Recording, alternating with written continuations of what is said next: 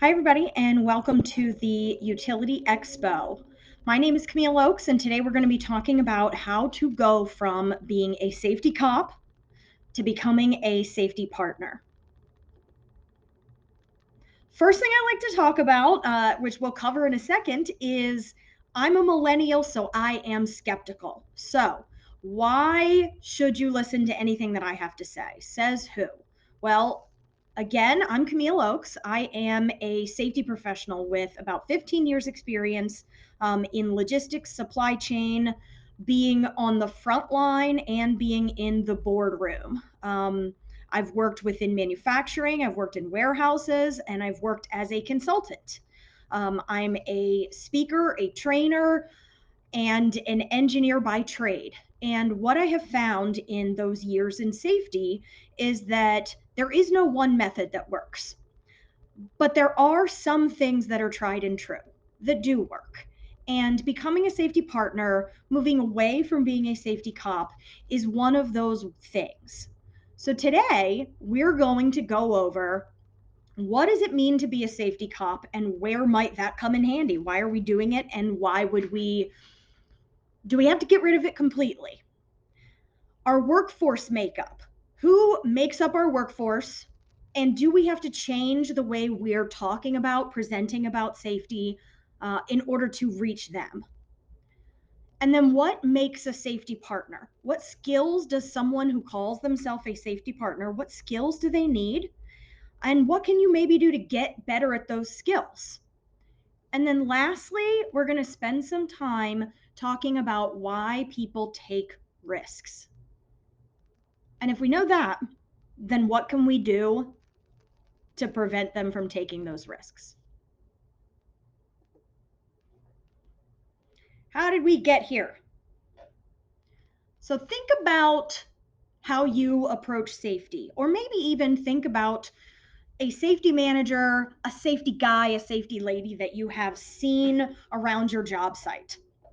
And they show up like this guy in the picture. You've got the worker not wearing his hard hat. You've got, we'll call him Safety John, comes up, he's in his face. Why the heck aren't you wearing it? How many millions of times have I told you? And maybe what's going to happen when this guy walks away, when Safety John walks away? Do you think the hard hat is going to stay on? Probably not. One, because John didn't find out why this frontline worker isn't wearing it. He didn't connect with the person. He wasn't a partner. So, sure, he got his audit done, and sure, he met whatever kind of metrics that say we did this many audits and we did this many floor conversations with workers. And sure, he got compliance in those first 30 seconds of him in this conversation, in this confrontation, even with this frontline worker. But is it gonna last? So where did Safety John learn this? How does he know how to do this? Well, in 1970, the OSH Act was passed, the Occupational Safety and Health Act, which established what we know as OSHA. Now you've got your federal OSHA at the federal level, and some of you listening might have states that have state level occupational safety and health regulatory bodies.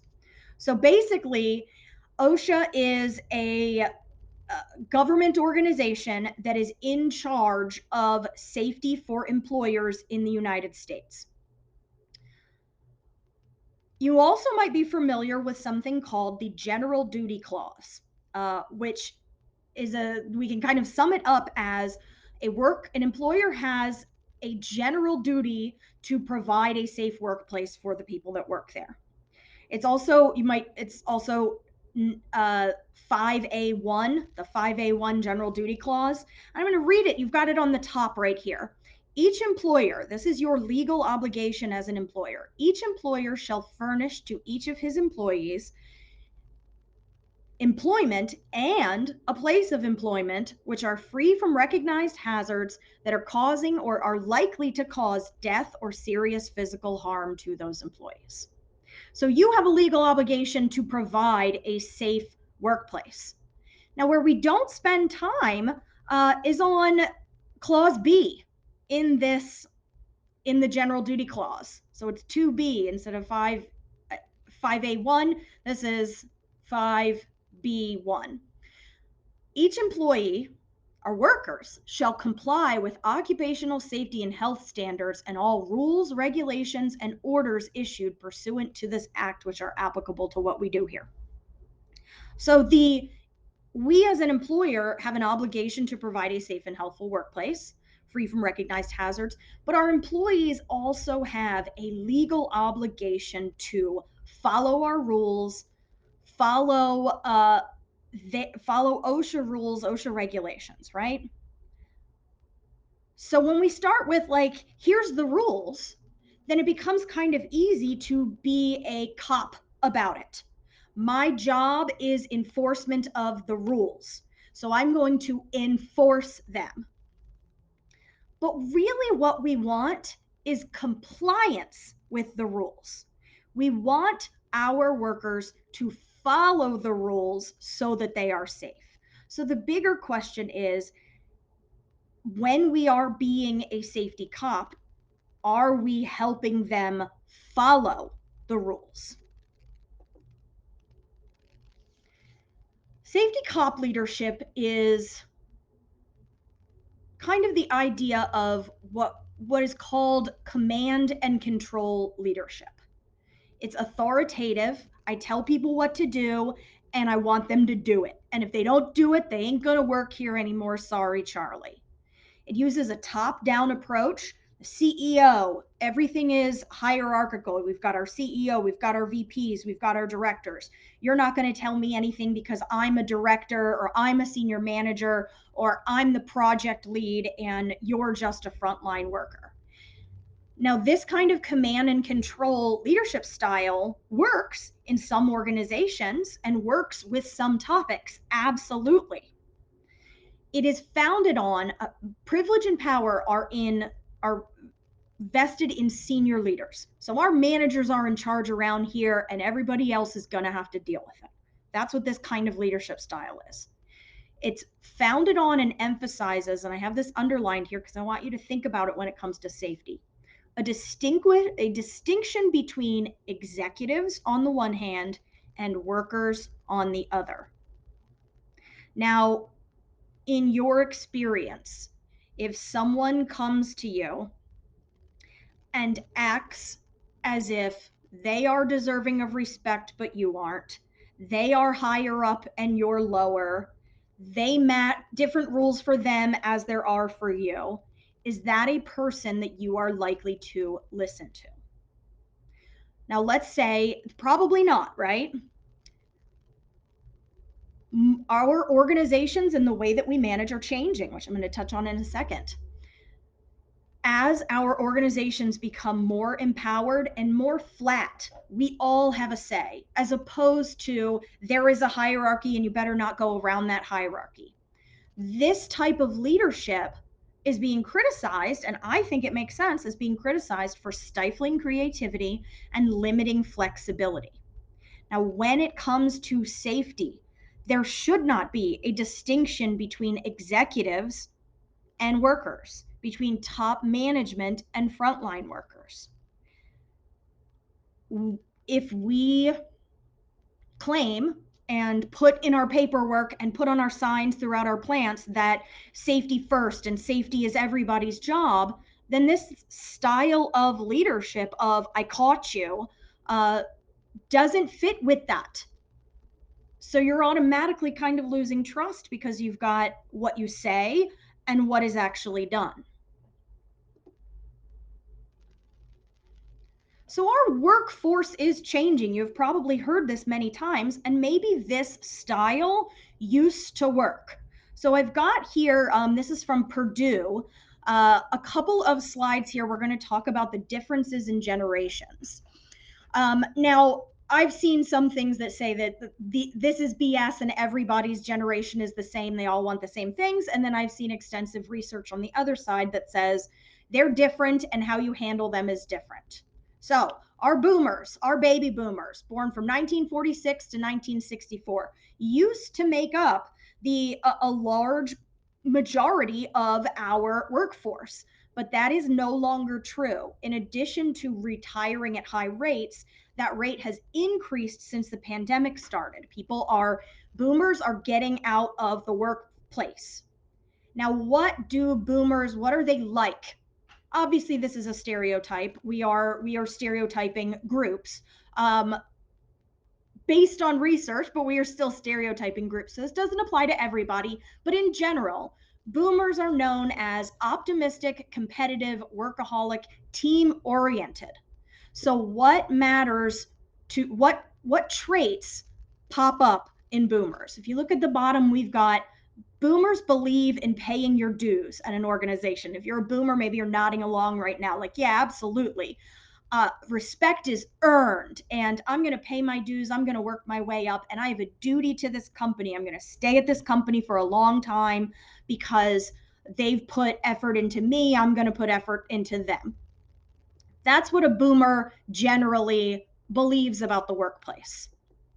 Now, our friends, the millennials. I can hear and see you rolling your eyes, and you're not allowed to because I am a millennial, so I can hear and see and feel judged. So I am an elder millennial. What do millennials believe? Well, it doesn't matter if you agree with what they believe. Doesn't matter at all. What does matter is that millennials by 2025, which is 4 years from now, will make up 75% of the workplace. 75%. Millennials want and believe in and will take jobs that provide flexibility. Not just work life balance, but flexibility in the role. I want my organization to be open to change. I also want there to be a challenge to this work. What am I working towards, and are we open to changing it? It even says millennials are likely to leave an organization if they don't like change, if the organization's not on board with change. So, our old style of that kind of what a workforce made up of boomers would work on them. You must follow these rules. This is what we do around here. This is the way that it has been done. It's our best way. We've already decided, decisions made. Follow the rules, do your duty. Does not work on millennials. They're going to be the challenges of, but why? I have a 4-year-old. This is what I hear all day. But why? But why? But why? Now, 75% of our workforce will be like that in 4 years. We've also got Gen Z. So the oldest of the Gen Z are 20 years old right now. So they're getting into the workforce. Your new people are going to be Gen Z. Your brand new hires, fresh out of college, fresh out of high school, are going to be your Gen Z. Even more than millennials, they treasure individuality and independence. I want to work on multiple projects at the same time. I absolutely value doing things an individual way. So I come up to you and say, you must do X process this way. A Gen Z is going to maybe nod and say, sure, and then go back and find the way that works best for them. So that command and control, that safety cop, I caught you, you weren't following the rules, you better, isn't going to work on them. And maybe you hear this and say, okay, Camille, but people have to follow the rules. So what are we supposed to do? Yeah, they do have to follow the rules. So I'm going to do a scenario here and think about this. Everybody listening and watching probably went to driver's ed. You learned when you're driving, you see speed limit signs. You've seen television commercials that say don't drink and drive, or don't text and drive. You see signs on the highway that say this many injuries have happened because of speeding. And you even get pulled over for speeding.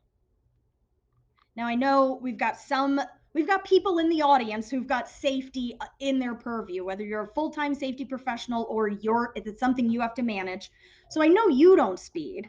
So we'll use me as an example as a person who speeds and has gotten tickets for speeding.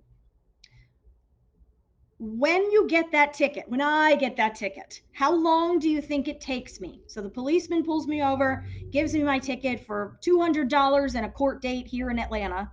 And how long until I speed again?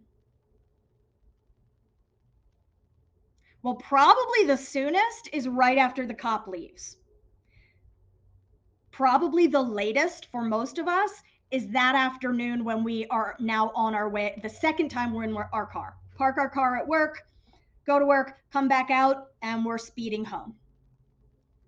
So the ticket, the disciplinary action, the actual cop didn't make a lasting change on my behavior. When it comes to safety, it is really about behavioral change. Our goal is not to catch people doing something bad. Our goal isn't also to catch them doing something right. Our goal is to stop them. Oops.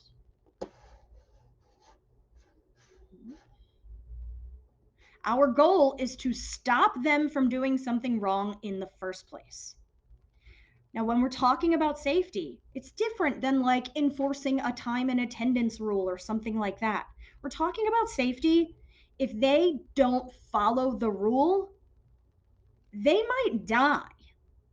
So, we all the more reason that we can't depend on policing and writing them up, because if they've already been seriously injured or if they've been killed, it's a little late to be doing a write up. So a safety partner is instead proactive. A safety cop assumes that people must be policed into following safety procedures. And if that person was to turn their back, someone would do something stupid and get hurt. Maybe you've heard, like, well, or maybe you've said, well, if everybody wasn't such an idiot, why'd he do something so dumb and get hurt? People do dumb things. A safety partner instead assumes that the people don't want to get hurt. Side note, we know there are some people I'm acknowledging that there are some people who fake injuries. We're not talking about them. A safety partner is someone who assumes that people don't want to get hurt and they will make the right choices if they are encouraged, if they are coached, if they are mentored well, and if safety is built into the process. If your car has a speed limiter on it, you cannot speed.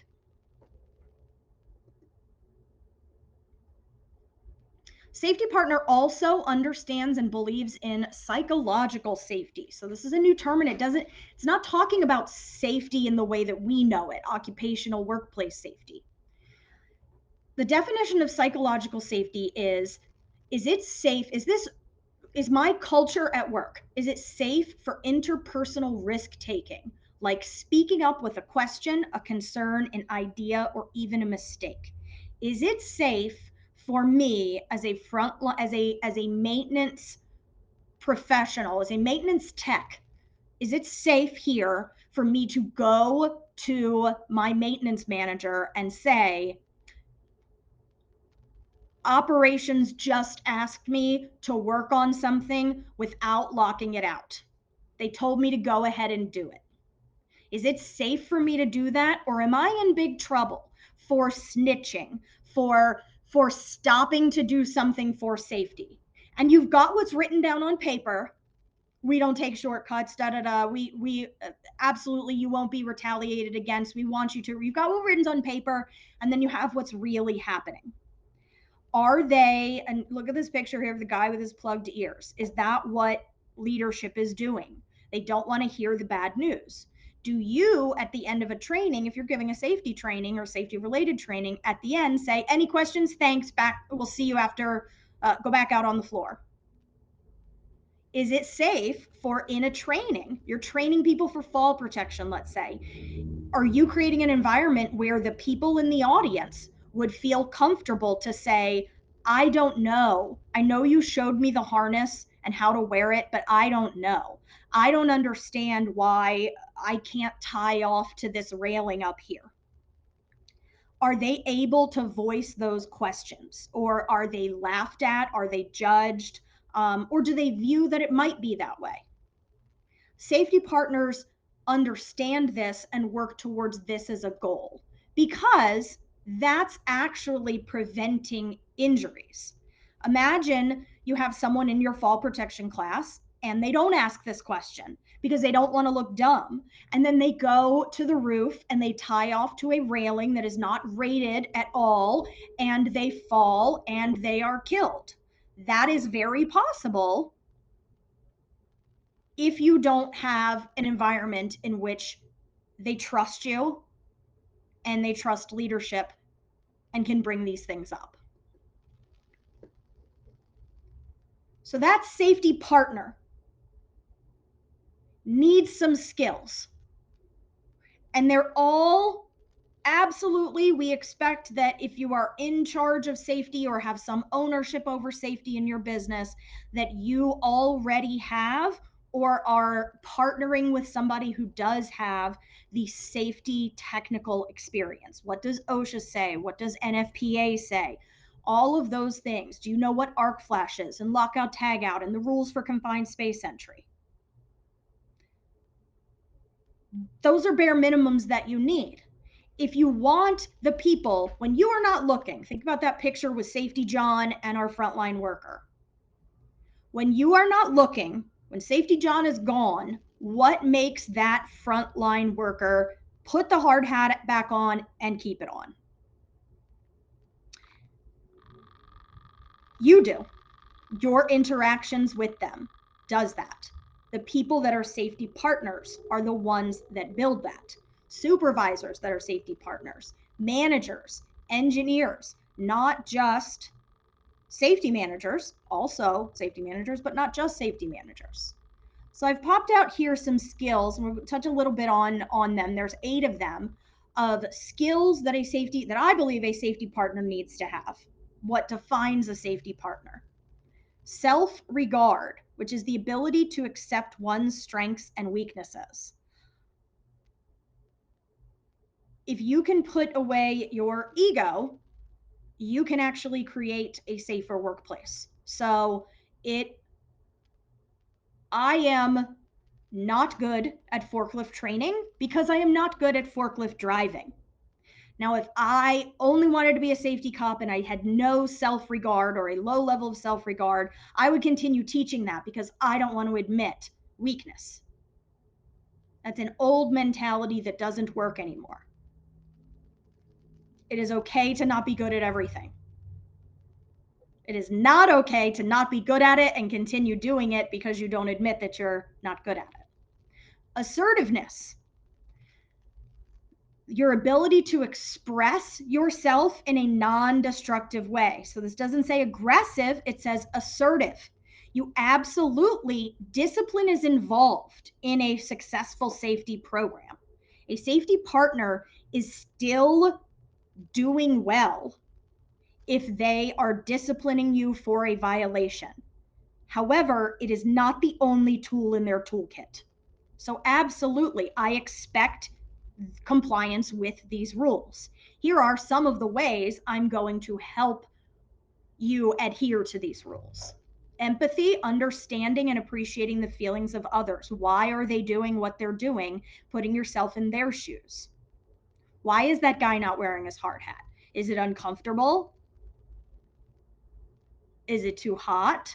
Does he not see the danger? Understanding where he's coming from is the only way you can actually motivate someone to do something. If you hear, well, it's too hot, too bad, just wear it, then you'll get compliance for that few minutes that you're watching him, but not after that. Impulse control is important because people will tick you off. You will do all kinds of things to get people to comply, and then they won't, and then you will be furious. But impulse control is resisting the temptation to pop off on people. Reality testing is a skill that means remaining objective objective in order to see things as they really are. So, this is, I think of this in safety as I know what's written down on paper and I actually know what's happening out here and I can accept what reality actually is. Flexibility is your ability to adapt. The frontline worker has shown me that it is a better way, whatever they're saying is a better way of doing it. And I've become open to that because they're the one who does the work. Optimism, we get knocked down. I believe we can get back up. And then interpersonal relationships, your ability to develop and maintain mutually satisfying relationships. Not just in your write up interactions. You have an effect on the safety of others in every interaction that they have with you. And building a relationship with them is what builds trust, is what makes them tell you, I don't understand, I don't agree, I don't know how, and opens them up to taking your help, believing you. I don't know if anybody is a Ted Lasso person, but this is actually Walt Whitman quote, but Ted Lasso is on Apple TV and he's a coach. He's an American football coach who moves to the UK to coach English football, soccer. And he quotes Walt Whitman and says, "Be curious, not judgmental." That is what a safety partner does. That's what a good leader does. Be curious, not judgmental. So if we see someone who is doing something at risk, in your head, it is natural as a human being to go, this a hole, he needs to get it together. How many times do I have to tell him? Blah, blah, blah. Instead, it's that impulse control skill I was talking about. Can you stop the judgmental train and hop on the curiosity train? This is a sign of emotional intelligence, as were the skills I talked about before. Why are they doing that? Because understanding why is the only way to have a big, persuasive argument and solution to why they're doing that risk in the first place. So take a look here at this risk triangle. And so if we're talking about being curious, we walk up, Safety John walks up to that guy not wearing a hard hat, and instead of, hey, put your damn hard hat on, I don't want to have to tell you again. And that maybe gets him the hard hat on for another few minutes, maybe even through the end of the shift, maybe if he's lucky, a week of compliance. Instead, he says, excuse me, Mr. Frontline Worker, I noticed you're not wearing your hard hat. Curiosity, not judgment. And then there's some reasons. There's going to be three main reasons that a person wouldn't be doing that. And it all has to do with their risk assessment. So they might not perceive it. That frontline worker not wearing his hard hat might not perceive it. So I'm here on the left side of the triangle. If that frontline worker says back to you, well, in my opinion, this hard hat is stupid because I've done it before and I've never gotten hurt. Why can't I just take it off? In my experience, this makes this doesn't actually prevent anything. Blah blah blah. So they're perceiving that there is no risk, and you solve that by teaching. That's where training and information come in. What, maybe you do an activity where you're dropping bricks on a hard hat and putting a melon inside of a hard hat and dropping a brick on it, or putting a melon on the ground and dropping a brick on it and seeing what happens. This is information and training to help them change their risk perception. Now, it might instead be habit that he's not wearing it. Oh, I never wear my hard hat. I don't know. I didn't even think about it. I came to work and nobody else around here is wearing it. So I didn't really think I had to. And I really honestly just come in, just started work, didn't even think about it. That is solved by reminders and coaching. And I'm using solved loosely because this will be an ongoing thing. It's not going to solve all the problems, but it is going to be more effective than being a safety cop. And then lastly, and where we should be spending a lot of our time as anyone in charge of safety, is if they present to you, maybe there is an obstacle or a barrier that is preventing them from doing what we want them to do. So Safety John is now talking to frontline worker not wearing the hard hat, and he says, I can't do my job while wearing this hat because it comes down and covers my eyes. I need to look up so frequently and it slides around on my head. It would be difficult to do because I only need the hard hat in this area. When I leave the area, when I go over there, I need to climb inside something and the hard hat makes that hard. Whatever reason, but they're telling you there is some kind of barrier. So if you said, Safety John said, whatever, put on your hard hat, if there is a barrier there, I can't do it that way. As soon as you, and somebody else, i.e., supervisor, manager, director, VP, CEO, metrics, is telling them you need to get the work done, he is absolutely going to remove the hard hat because in his mind it is a barrier and you haven't solved that barrier. So this solution, when they present to you an obstacle or a barrier, is management. That is where you come in, and your engineers and your HR and your process improvement leaders and your ops leadership and those frontline workers. How can we eliminate the overhead hazards or get you a better hard hat that fits or reanalyze if it's really, how can we make the job safe for you to do it the way we want it to be done? If we understand that, we have a lot more likelihood that we will get to behavior change, which is what we want, which is what the ticket is for in the first place. We talked a little bit today about what is a safety cop? Somebody who tells you you better shut up and do it. These are the rules, shut up and do it. If you don't do it, I'm going to give you a ticket. It has a time and a place. Discipline has a time and a place in an organization. There are a lot of organizations do certain rules that a single violation is worthy of termination. You're still being a safety partner because you're not doing that for every safety violation. You're doing that for maybe not wearing fall protection or entering a confined space without a permit. Something like that might be worthy of immediate termination or immediate final or something, because you're still protecting them. But that can't be the only skill that a safety person uses, a person in charge of safety uses. We talked about our workforce makeup. Millennials and Gen Z, which will make up 75% of the workforce in 4 years, want individuality, independence, change. So telling them you must follow the rules because I said so will not work. It will not make them follow the rules.